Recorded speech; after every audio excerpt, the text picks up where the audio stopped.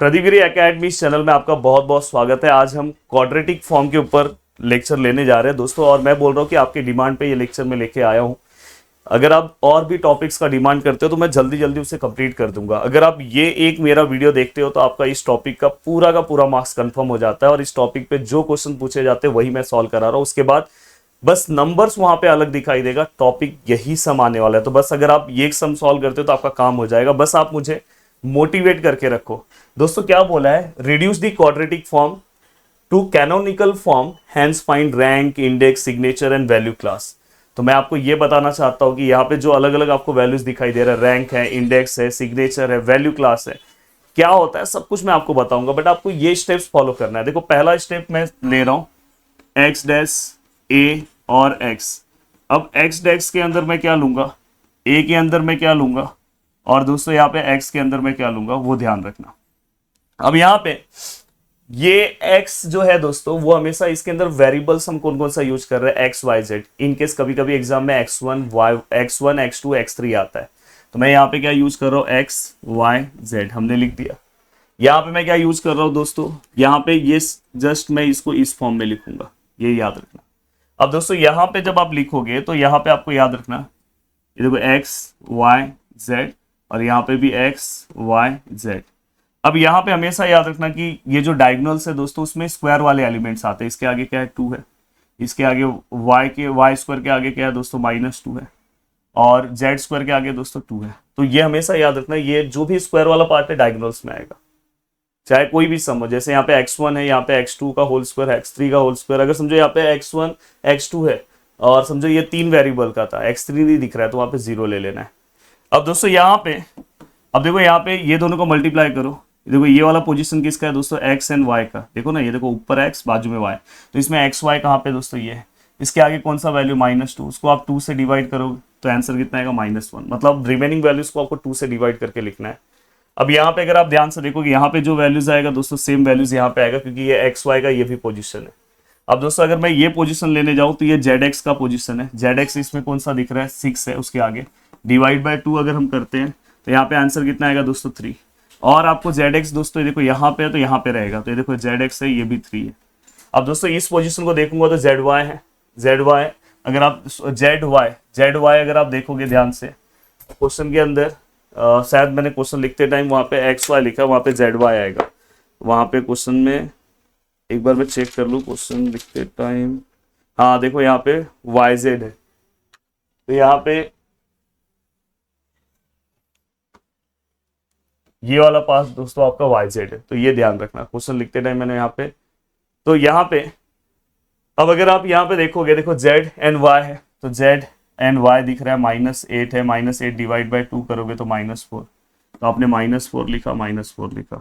तो ये वाला पार्ट आपको पूरा का पूरा समझ गया। अगर पहला स्टेप्स आपने डन कर लिया तो आप आगे की ओर बहुत आसानी से बढ़ सकते हो, क्योंकि इसके पहले आपने मैट्रिक्स ये सब का पार्ट देखा है। अब दोस्तों मैं सेकंड स्टेप की ओर जाता हूँ, ए विच इज इक्वल टू, यहाँ पे भी देखो मैं ए लिख रहा हूँ, इसके आगे आए, इसके आगे आए।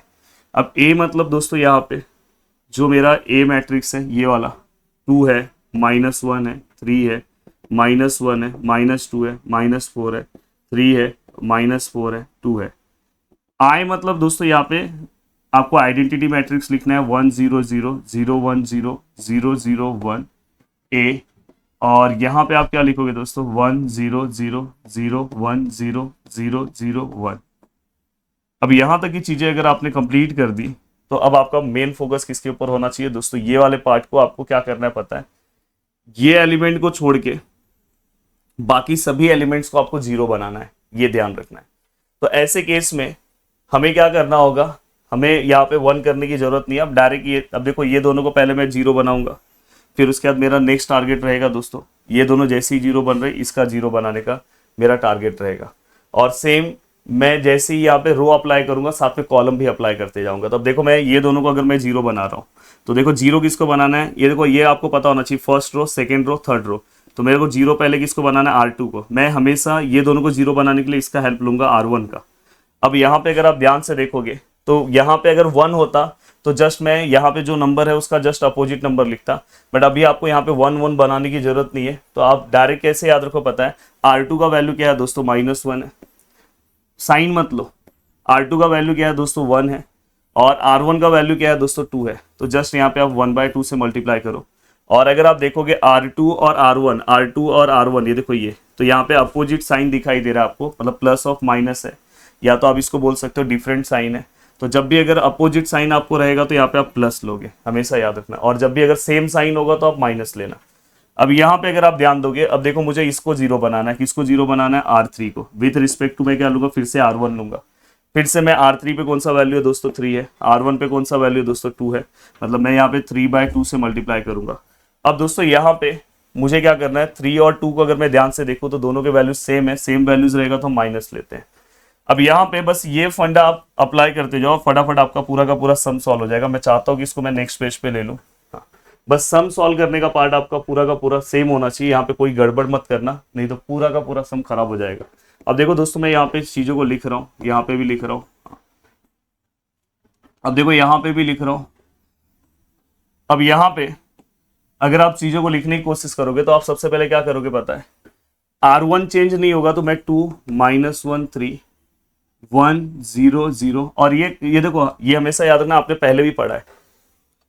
अगर इस पे रो, अगर आप यहाँ पे रो अगर यहाँ पे अप्लाई करते हो तो इसमें चेंजेस होगा, अगर इस पे कॉलम अप्लाई करते हो तो इसमें चेंजेस होगा। तो ये कॉल अभी हमने रो अप्लाई किया तो ये एज इट इज हम कॉपी करेंगे। देखो 1 0 0 0 1 0 0 0 1, तो ये हमने एज इट इज लिखा। अब मुझे क्या करना है, मुझे पता है ये दोनों फॉर्मूले के अकॉर्डिंग यहाँ पे जीरो आने वाला है, बाकी के वैल्यूज को हमें क्या करना होगा, सॉल्व करके फाइंड आउट करना होगा। अब देखो मैं बाकी के वैल्यूज को सॉल्व कर रहा हूँ। अगर समझो मैं इसके लिए सॉल्व कर रहा हूँ, इसके लिए ये देखो R2 वाला फॉर्मूला, सेकंड रो के लिए ये R2 का फॉर्मूला यूज करूंगा। अब देखो R2 का मैं फॉर्मूला ले रहा हूँ, यहाँ पे अगर सॉल्व करना है तो ये वैल्यूज देखना है, यहाँ सॉल्व करना है तो ये वैल्यूज, ये ध्यान रखना। तो R2 का यहाँ पे वैल्यूज क्या है दोस्तों, -2 प्लस 1/2 और इनटू R1 कितना है दोस्तों, -1 है। तो फाइनली दोस्तों यहाँ पे आंसर कितना आ रहा है, -5/2। सेम अगर मैं ये सॉल्व करने जाऊं तो यहाँ पे अगर मैं देखूँ R2 का वैल्यू कितना है, -4 प्लस 1/2 इनटू R1 का वैल्यू कितना है दोस्तों 3 है। तो दोस्तों यहाँ पे भी कितना है दोस्तों, -5/2। अगर मैं सेम अगर समझो ये सॉल्व करने जाऊं तो देखो R2 कितना है दोस्तों 0 है, प्लस आराम से कैलकुलेशन सॉल्व करना कि इसमें अगर कुछ गड़बड़ करोगे तो दिक्कत हो जाएगा। तो यहाँ पे क्या आएगा दोस्तों 1/2।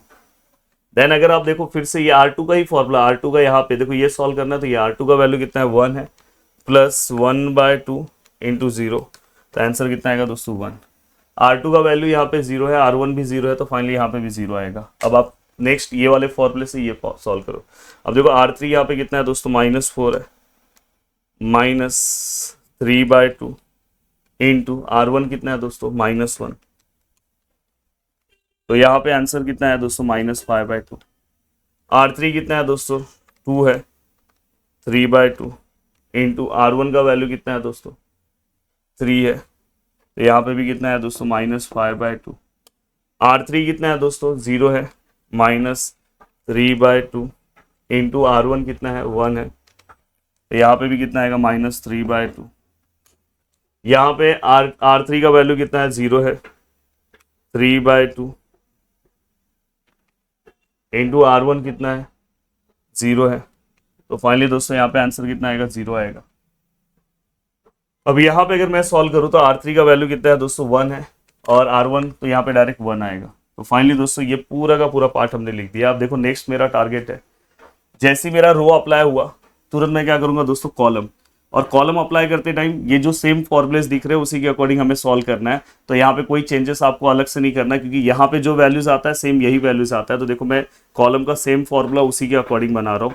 यहाँ पे देखो जो आपने ऊपर फॉर्मूला बनाया तो वही सेम यहाँ पे भी, अगर मैं सेम हमेशा इस टाइप के हर एक सम में जो आप रो में फॉर्मूलाज बनाओगे सेम कॉलम में भी वही फॉर्मूला अप्लाई करना है। अब देखो यहाँ पे बस C3 लिख दिया, -3/2 और C1। अब उसके बाद आपको कुछ करने की भी जरूरत नहीं है दोस्तों। देखो यहाँ पे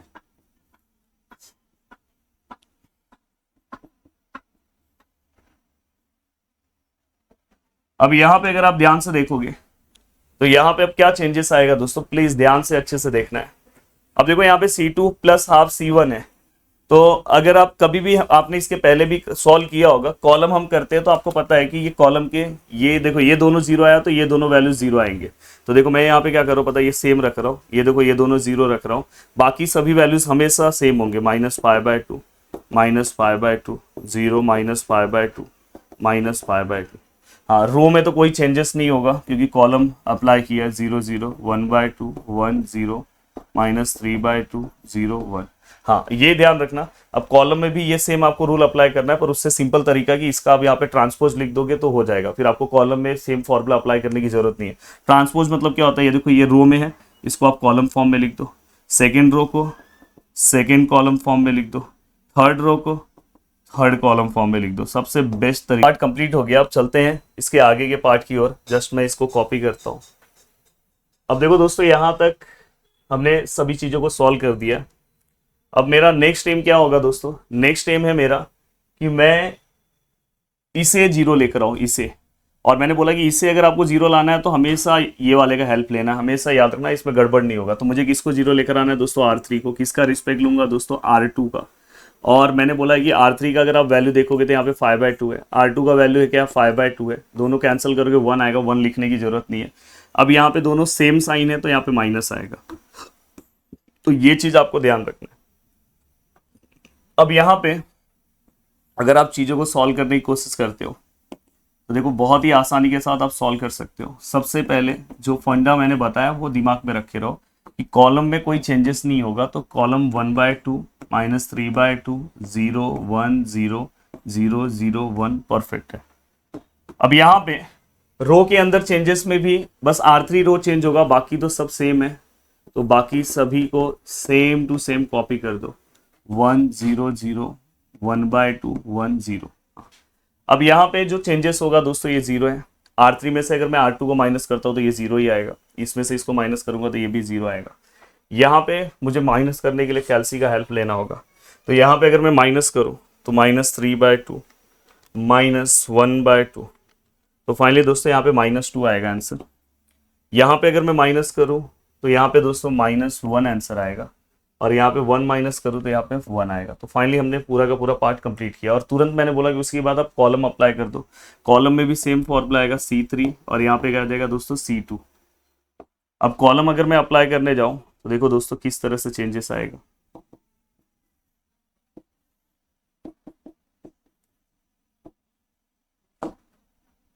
दोस्तों सबसे पहली बात, कॉलम के अंदर मैंने बोला था कि जब हम ये दोनों को जीरो लाए थे तो ये दोनों जीरो आ गए थे, तो अब मैं इसको जीरो लाया हूं तो इसके ये वाला अपने आप जीरो हो जाएगा इस फॉर्मूले के अकॉर्डिंग। तो यहाँ पे क्या आएगा, 2 0 0 0 -5/2 -5/2, हाँ ये जीरो हो जाएगा ना, तो यहाँ पे ये क्या आ जाएगा आपका, जीरो हो जाएगा, तो ये जीरो हो गया, और नीचे 0 0 0 ऑलरेडी है।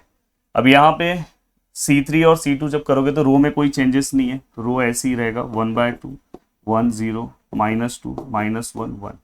कॉलम में मैंने क्या बोला कि कॉलम सॉल्व करने से अच्छा इसी को ट्रांसपोज कर दो, तो ये देखो ये जो रो में लिखा है उसको कॉलम में लिखा, इसको भी हमने कॉलम में लिख दिया, और इसको भी हमने कॉलम में लिख दिया, तो 1 0 0 1/2 1 0 -2 -1 1।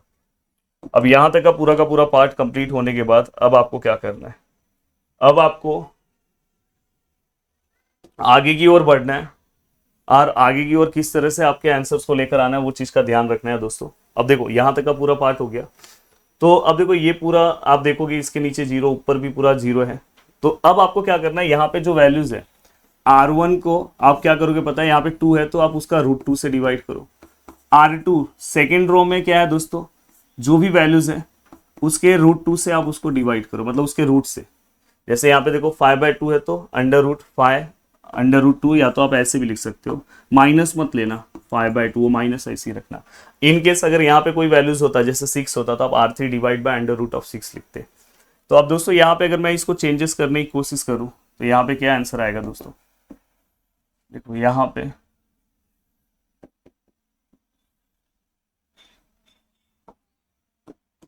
सबसे पहली बात रो है, कॉलम चेंज नहीं होगा, तो कॉलम 1 1/2 -2 0 1 -1 0 0 1।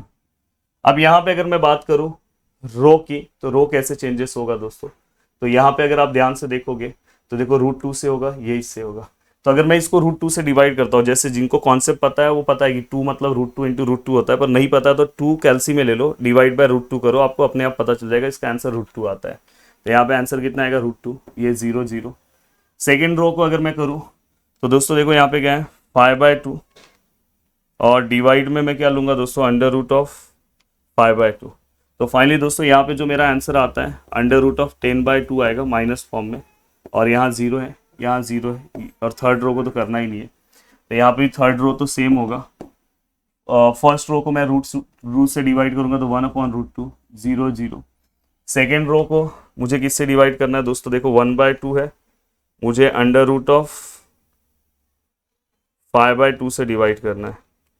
तो मेरा आंसर देखो ये आ रहा है √10/10 आ रहा है, इसी को मैं √10, इस 10 मतलब क्या होता है √10 इंटू √10, तो ये दोनों कैंसिल हो गए, तो 1/√10 आएगा। तो ये आपको पता होना चाहिए, या अगर किसी ने सेम रख दिया √10/10 तो भी चलेगा, कोई दिक्कत नहीं है। अब यहाँ पे अगर मैं 1 को डिवाइड करूँ इससे तो ये जस्ट अपोजिट हो जाएगा, तो यहाँ पे ऊपर क्या आएगा √2 और नीचे क्या आएगा दोस्तों √5, और यहाँ पे 0। तो फाइनली हमने पूरा का पूरा पार्ट लिख दिया। अब जो आपने कॉलम में जो चीज किया है सेम टू सेम आपको क्या रो में जो चीज किया है सेम टू सेम आपको कॉलम में करना है। तो देखो यहाँ पे C1 डिवाइड बाय √2 और C2 डिवाइड बाय जो भी किया आपने √5/2। अब यहाँ पे चेंजेस क्या हो जाएगा दोस्तों, प्लीज ध्यान से समझना, यहाँ पे ये एज इट इज रो रहेगा, कॉलम में रो का ट्रांसपोज आ जाएगा। अब दोस्तों यहाँ पे अगर आप ध्यान से देखोगे तो √2 को कॉलम 1 को अगर √2 से डिवाइड करो तो 1 हो जाएगा,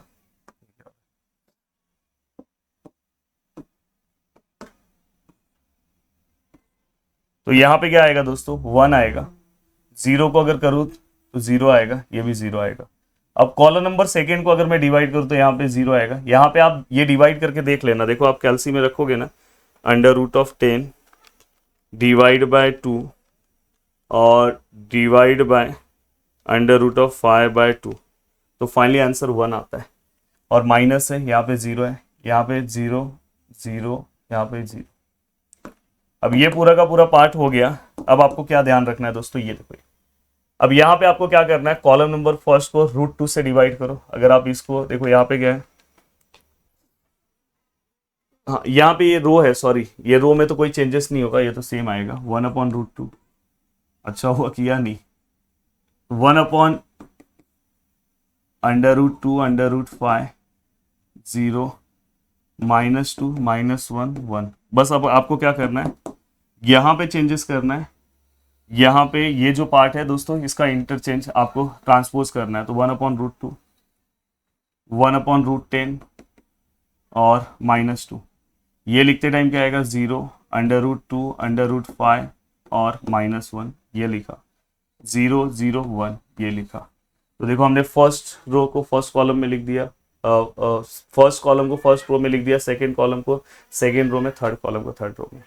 अब लगभग दोस्तों अपना पूरा का पूरा पार्ट हो गया, तो मैं चाहता हूँ कि इसको मैं नेक्स्ट पेज पे कंप्लीट करूँ।